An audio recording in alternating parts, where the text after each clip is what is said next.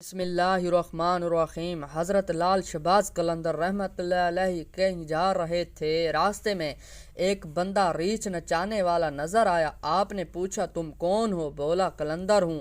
اس دور میں ریچھ نچانے والے کو بھی قلندر کہتے تھے۔ تماشا کیسے دکھائیں گے؟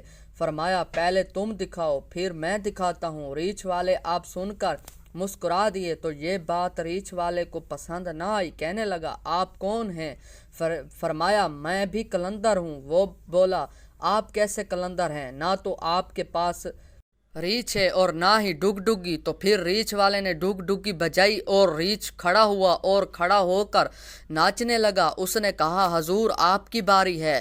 آپ رحمت اللہ علیہ دو درختوں کی ٹہنیوں پہ کھڑے ہو گئے اور فرمایا نیچے سے گزر جاؤ، لیکن یاد رکھنا کہ آگے جانا پیچھے واپس نہ آنا۔ جیسے ہی وہ نیچے سے گزرا تو ماحول ہی بدل گیا، نہ وہ سورج کی گرمی نہ وہ گرد و غبار۔ ایسی سوچ میں تھا کہ ایک بہت بڑا لشکر گھوڑوں پر سوار ہے۔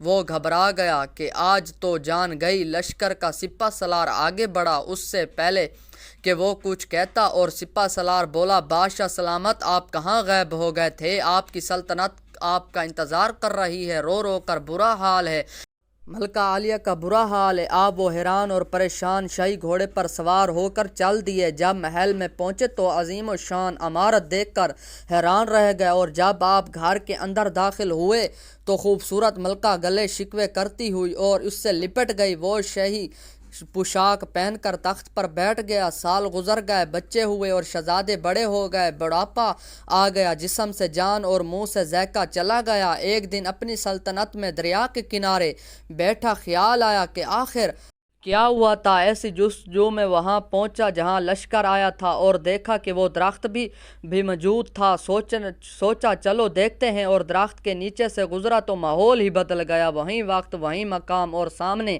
ریچھ اور ڈگ ڈگی پڑی ہوئی تھی، وہیں گرمی اور وہیں گرد و غبار، اور دیکھ کر سرکار لال شہباز قلندر رحمۃ اللہ علیہ اس حالت میں کھڑے ہیں۔ بولا جناب میری سلطنت کہاں ہے؟ میرے ملکہ اور میرے شہزادے کہاں ہیں؟